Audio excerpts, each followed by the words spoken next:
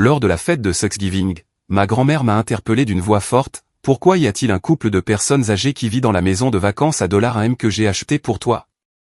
Je me suis figé et j'ai répondu, de quoi parles-tu? Je suis sans abri en ce moment.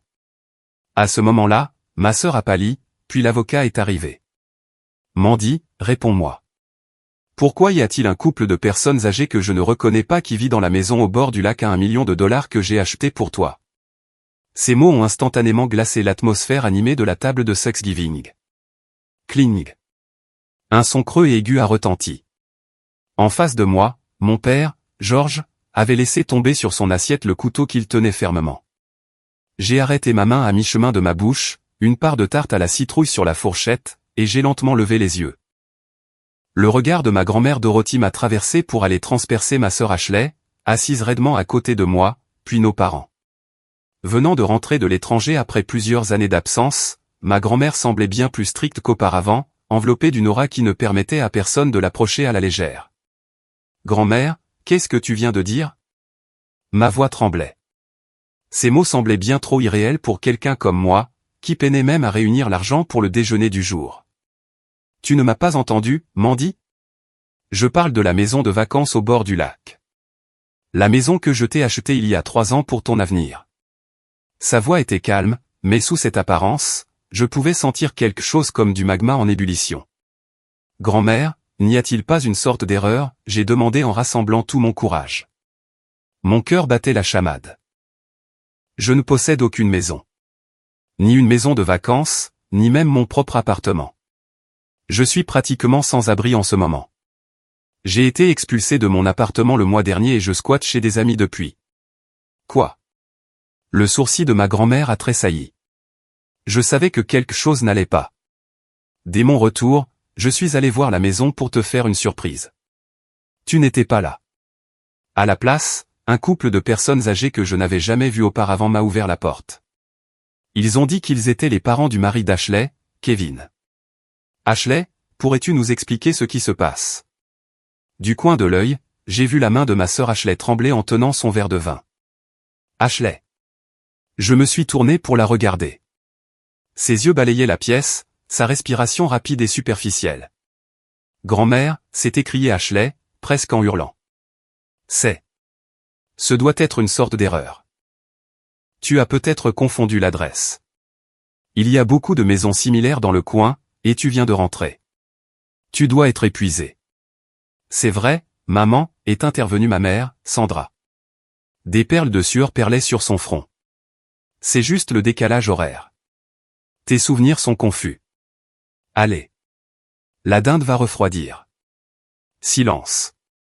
Le cri de ma grand-mère s'est abattu sur les paroles de ma mère comme un coup physique. Malgré son âge, sa voix était si puissante que tout le monde à table a sursauté. Ma mémoire ne me fait pas encore défaut. L'adresse, l'extérieur, c'était exactement la maison pour laquelle j'ai signé le contrat. Et plus encore, ma grand-mère a fouillé dans son sac à main, en a sorti une photographie et l'a fait glisser sur la table. Voici ce que les parents de Kevin, qui vivaient dans cette maison, m'ont dit, nous séjournons dans cette maison appartenant à la femme de notre fils, Ashley. Au moment où ces mots ont été prononcés, le visage d'Ashley est devenu livide. Sur la photo, il y avait une magnifique demeure au bord du lac, et devant, souriant à l'appareil photo, se tenait Ashley, son mari Kevin et ses parents. Devrions-nous demander une explication pour cette photo? Face à cette preuve irréfutable, l'air dans la pièce est devenu lourd et pesant. Je fixais la photo, doutant de mes propres yeux. C'était exactement le même endroit qu'Ashley avait posté sur les réseaux sociaux avec la légende ma nouvelle maison de vacances à l'époque où je m'épuisais à jongler avec 3 emplois à temps partiel. C'était ma maison. Qu'est-ce qui se passe? Je me suis levé. Maman, papa, qu'est-ce que ça veut dire? Grand-mère a acheté une maison pour moi. Alors pourquoi est-ce que je vis comme si j'étais sans abri en ce moment? À ma question, mon père a détourné le regard, mal à l'aise. Maman, c'est compliqué. Aujourd'hui, c'est Thanksgiving. Parler d'argent lors d'un dîner de famille n'est pas vraiment approprié, n'est-ce pas? Demain, nous pourrons nous asseoir dans mon bureau et en discuter correctement. Ma grand-mère l'a interrompu froidement. Non, nous allons tout régler ici et maintenant. Mandy, tu ne sais vraiment rien, n'est-ce pas? À propos de la maison de vacances à $1 million que je t'ai envoyée il y a 3 ans et de la façon dont elle a été utilisée. $1 million. La pièce s'est mise à tourner. Le solde de mon compte en banque ce matin était de $12,50. Travailler à 3 emplois, sacrifier mon sommeil, seulement pour voir tout disparaître dans les remboursements de prêts étudiants et les frais de subsistance. $1 million était un chiffre que je ne pouvais même pas imaginer. Je ne sais rien. Je n'ai jamais vu de maison de vacances, et on ne m'a jamais dit que quelqu'un en avait acheté une pour moi. À mes mots, l'expression de ma grand-mère s'est légèrement adoucie, une lueur de pitié traversant son visage. Mais elle a disparu aussi vite, remplacée par un regard dur alors qu'elle se tournait vers mes parents. Georges, Sandra, vous m'avez dit ceci, n'est-ce pas? Mandy est mentalement instable et incapable de gérer une grosse somme d'argent. Jusqu'à ce qu'elle devienne indépendante, nous agirons en tant que ses tuteurs et gérerons cette maison de vacances en son nom. Quoi? Je n'en croyais pas mes oreilles. Attendez une seconde, maman. Papa, quand exactement ai-je été mentalement instable? J'ai été diplômée première de ma promotion et j'ai travaillé avec diligence depuis. Je ne vous ai jamais causé de problème, pas une seule fois. Mandy, calme-toi, a dit ma mère à voix basse. Il n'y avait aucune inquiétude dans ses yeux, seulement un avertissement qui disait « Ne dis rien d'inutile. Tu es énervé en ce moment. Tu vois, c'est exactement ce que je veux dire par instable. N'osez pas. » J'ai bondi sur mes pieds. Ma chaise s'est renversée derrière moi avec un grand fracas. Je suis parfaitement normal. C'est vous qui êtes malade. Quand je ne pouvais pas payer mon loyer, vous m'avez dit que je ne faisais pas assez d'efforts et que je devais être indépendante, n'est-ce pas? Et pourtant, dans mon dos, vous avez donné une maison à mon nom à Ashley. Mandy, comment oses-tu parler à tes parents comme ça, a crié mon père en frappant du poing sur la table. Nous l'avons fait pour ton bien. Tu n'as pas la capacité de gérer des biens, alors nous l'avons confié à Ashley. Pour mon bien. L'absurdité de la situation m'a laissé trop abasourdi pour même pleurer. Oh, la ferme! A hurlé Ashley Thompson. Une femme simple et ennuyeuse comme toi ne mérite pas une si belle maison. Nous en faisions juste bon usage. Tu devrais nous remercier. Ashley, tu. Ma vision s'est brouillée de frustration. Tout mon corps tremblait de rage. C'est ça, la famille? C'est ce que des gens liés par le sang se font les uns aux autres? Ça suffit. La voix de ma grand-mère a tranché net dans le marasme des cris. Elle s'est levée lentement, s'appuyant sur sa canne, et s'est approchée de moi. Puis elle a posé doucement sa main sur mon épaule tremblante. Mandy a raison. Vous êtes tous pourris. Complètement pourris jusqu'à la moelle. Maman, tu vas trop loin, a dit mon père, le visage tordu. Nous avons tout fait dans l'intérêt de la famille. Ma grand-mère l'a regardé froidement. Il n'y a pas de famille ici. Il n'y a que des hyènes qui se sont nourries des biens de leur petite fille. Ce soir, tout sera réglé. Elle a sorti un smartphone de sa poche et a appuyé sur un numéro en numérotation rapide. Entrez, s'il vous plaît. Oui, maintenant. La porte d'entrée s'est ouverte, laissant entrer une rafale d'air froid nocturne avec un homme. C'était Monsieur Watson, l'avocat personnel de ma grand-mère. Il portait une épaisse mallette.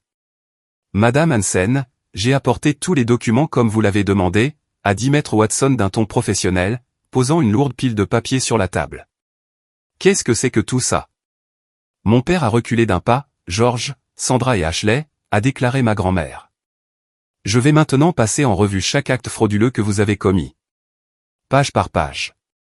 Ne pensez pas un seul instant que vous pourrez y échapper. J'ai essuyé mes larmes et relevé la tête. La chaleur de la main de ma grand-mère me donnait de la force. C'est vrai. Ce n'était pas le moment de pleurer, et j'avais le devoir de leur faire affronter les conséquences qu'ils méritaient. Dans la pièce silencieuse, mon petit rire a résonné. Je me suis levé lentement, abandonnant le masque de la victime effrayée que j'avais porté jusqu'à présent. Faisant semblant d'essuyer mes larmes avec ma serviette, j'ai regardé ma famille avec des yeux froids et impitoyables. Assez de comédie, grand-mère. Oui, en effet, Mandy. J'ai été parfaitement diverti, a répondu ma grand-mère, se tenant fermement à mes côtés, sa canne tapant sur le sol. Mon père, ma mère et Ashley étaient sans voix devant notre transformation soudaine. Hein, Mandy, pourquoi ris-tu, a demandé ma mère d'une voix tremblante. Vous ne voyez pas? Vous étiez les jouets d'une mise en scène, lui ai-je dit froidement. J'ai continué sans pitié. Il y a une semaine, grand-mère m'a contacté. Pas par votre intermédiaire, mais par celui de ma tante. Elle a dit, il semble que la famille intercepte mes lettres et t'isole délibérément. À partir de ce moment, nous avons tout su. Et c'est pourquoi nous avons préparé la scène de ce soir, ce soi-disant dîner de Thanksgiving. Nous avons attendu le moment où vous baisseriez votre garde et avoueriez vos crimes de vos propres bouches. Quoi? On s'est fait avoir. Mon père est devenu pâle et a tenté de se lever. Assieds-toi. Un seul mot de ma grand-mère l'a cloué sur sa chaise. Ce n'est pas encore fini. En fait, ça ne fait que commencer. Maître Watson, s'il vous plaît. Commençons par l'acte de donation falsifié. L'analyse graphologique est terminée. Maître Watson a fait glisser un document au centre de la table. C'était un registre immobilier. Cette propriété, Lakeside Manor, a été initialement achetée par Madame Hansen au nom de Mandy Hansen. Cependant, la propriétaire actuelle enregistrée est Ashley Thompson, votre sœur cadette. La date de transfert est le 15 octobre, il y a 3 ans. Le prix de vente était de $1, un don. $1. C'était le prix de ma vie. J'ai fixé la date. Octobre, il y a 3 ans.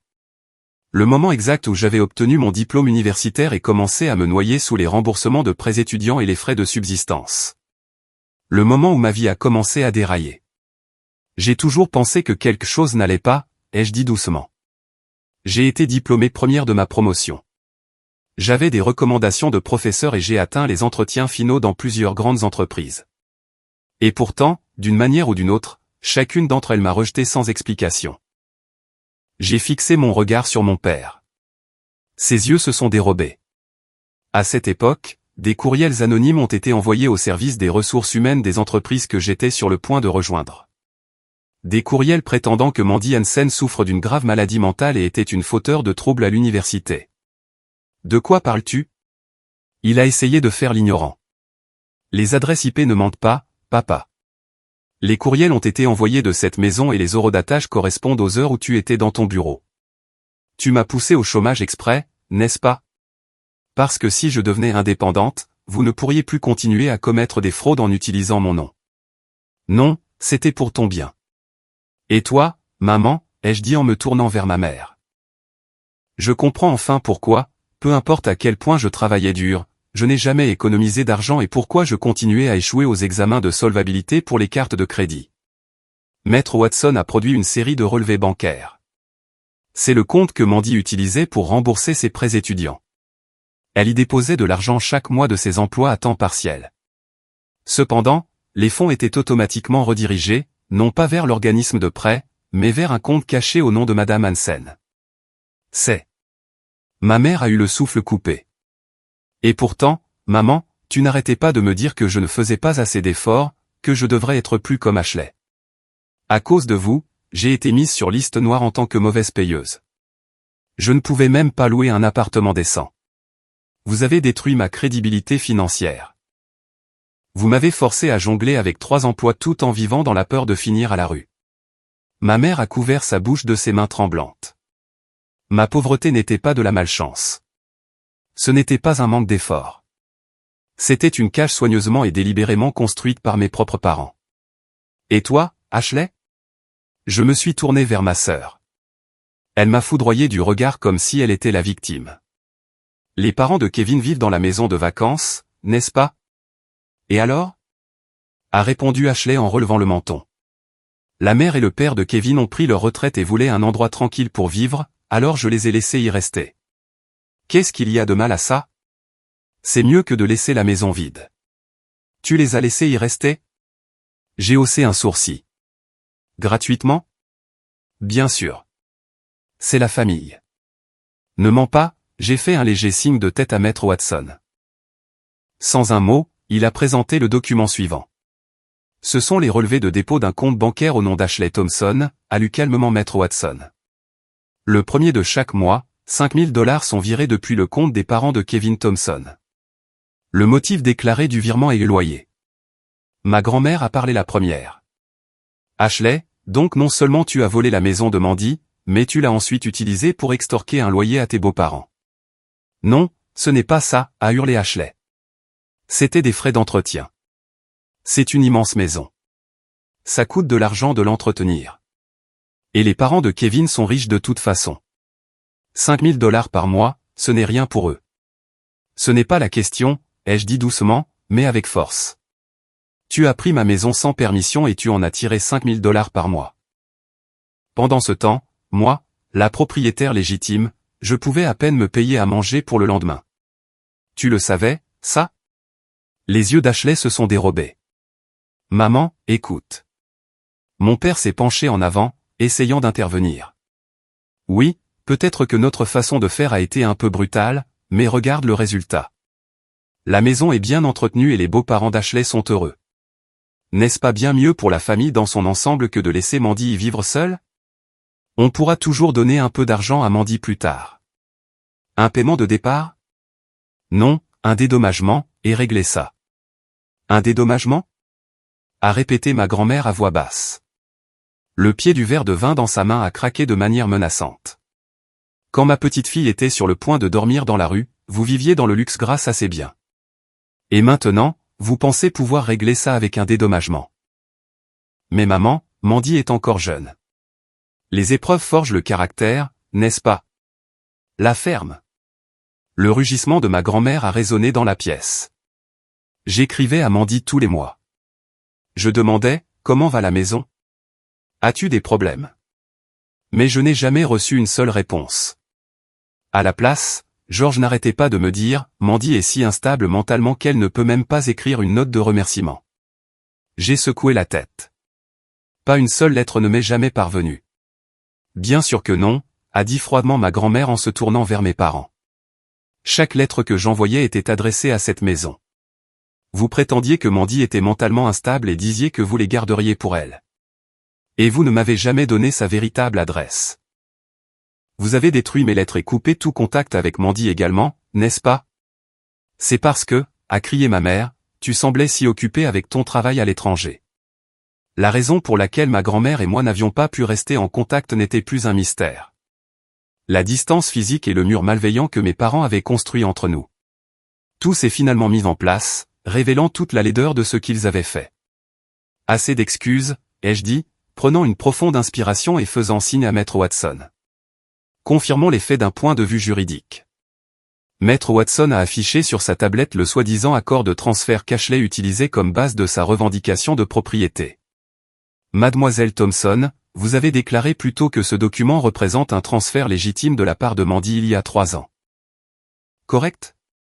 Oui, regardez la date, a crié Ashley, trempée de sueur. En effet, c'est ce qui est indiqué.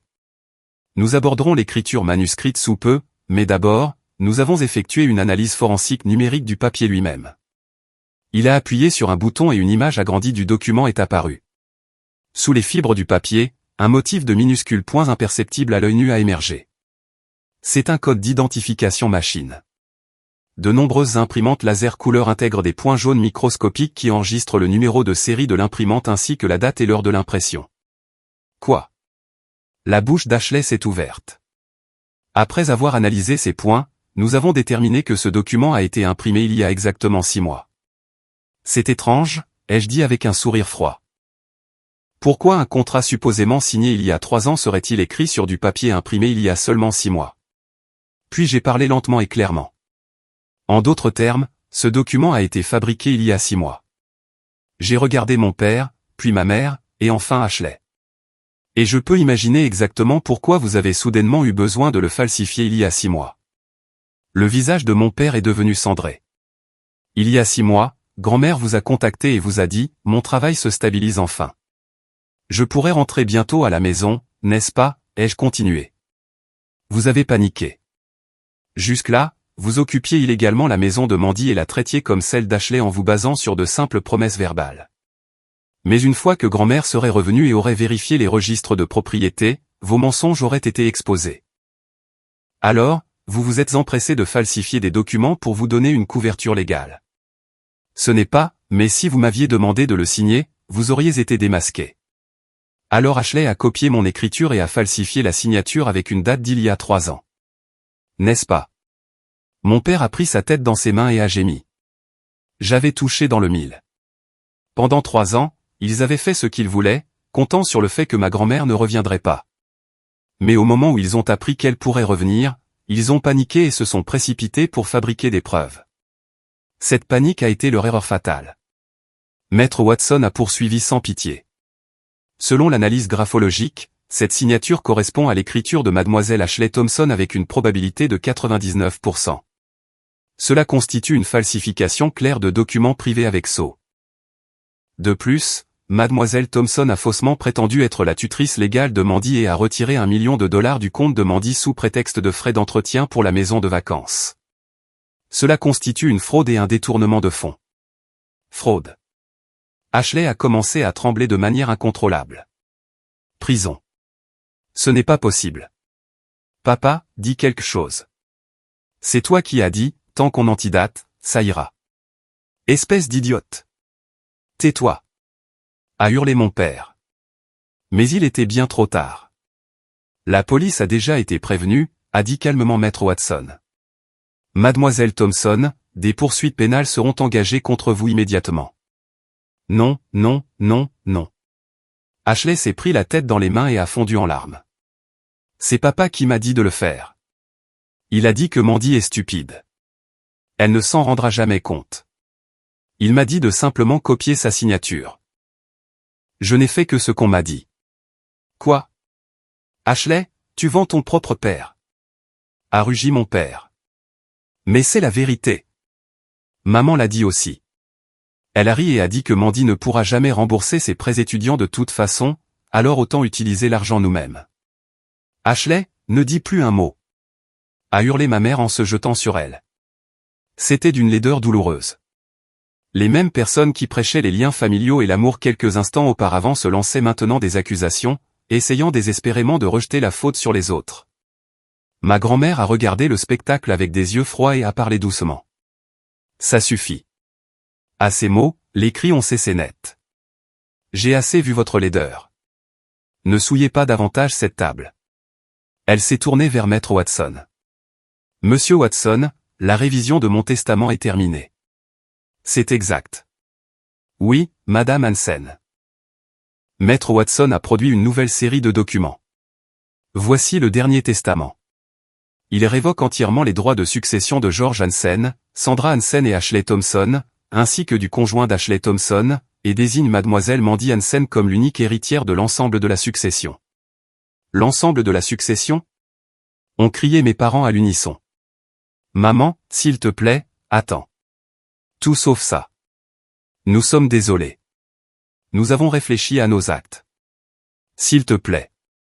Toute trace de fierté avait disparu. Il ne restait qu'un homme s'accrochant désespérément à l'argent. Ma mère a suivi. Je suis désolé, maman. J'ai eu un moment de faiblesse. Je ne le referai plus jamais. S'il te plaît, reconsidère ta décision. De dessus, ma grand-mère a répondu d'une voix glaciale. Si vous voulez vous excuser, faites-le à Mandy. C'est elle la victime, pas moi. Les yeux de mes parents et d'Ashley se sont tous tournés vers moi en même temps, suppliants, obséquieux, et sous tout cela, cette même certitude arrogante. Nous sommes une famille, alors elle nous pardonnera.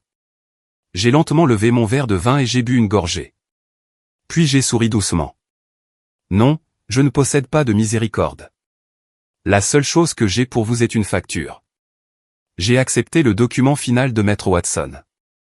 Il s'agit d'une demande de restitution pour enrichissement sans cause au cours des 3 dernières années, ainsi que de dommages et intérêts pour préjudice moral.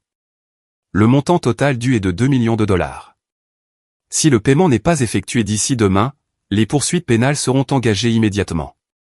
$2 millions? A hurlé mon père. Jamais nous n'aurons une telle somme. Alors vendez ce que vous avez, ai-je dit froidement. Votre maison, vos voitures, vos bijoux, et cette maison où vivent les parents de Kevin. Vous la quitterez immédiatement. Non. Ashley s'est effondrée sur le sol. Expulser la mère et le père de Kevin. Si je fais ça, il divorcera. Cela ne me concerne pas. C'est ton problème, Ashley, l'ai-je coupé froidement. Quand j'ai perdu mon emploi et que ma crédibilité financière a été détruite, est-ce que l'un de vous s'est inquiété pour moi? Non. Vous vous êtes tous moqués de moi.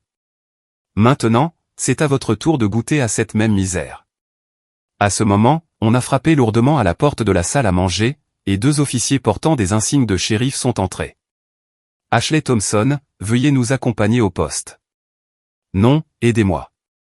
Je n'ai rien fait de mal, a crié Ashley alors qu'on l'emmenait. Ensuite, mes parents, toujours sous le choc, ont également été menottés. Mandy, je suis désolé, Mandy, a sangloté ma mère en me regardant à travers ses larmes. J'ai eu tort.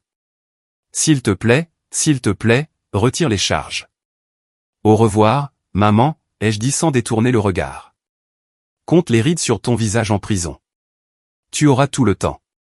Alors que les sirènes de police s'estompaient au loin, seule ma grand-mère, Maître Watson et moi sommes restés dans la vaste salle à manger. J'ai laissé échapper un long soupir. Ce n'était pas de l'épuisement. C'était du soulagement, comme si une malédiction avait enfin été levée. C'est fini, grand-mère. Oui, c'est fini, a-t-elle dit doucement en me prenant dans ses bras. Non, en fait, ce n'est pas tout à fait exact. C'est ici que ça commence. Ta vraie vie. 1 an s'est écoulé depuis cette nuit. Je suis maintenant sur la terrasse en bois de Lakeside Manor. Cet endroit est vraiment à moi. Ashley, son mari et ses parents ont été expulsés de force dans les 72 heures qui ont suivi cette nuit. Ses beaux-parents ont prétendu qu'on leur avait dit que la maison appartenait à leur belle-fille et qu'ils étaient aussi des victimes. Cependant, comme ils y avaient vécu en sachant que le loyer était suspectement bas et que le contrat était vicié, ils ont été interrogés en tant que complices potentiels. Ashley a été condamnée à 3 ans de prison et est actuellement incarcérée. Elle a divorcé de Kevin et a été complètement mise en faillite par les dommages et intérêts et les frais de justice.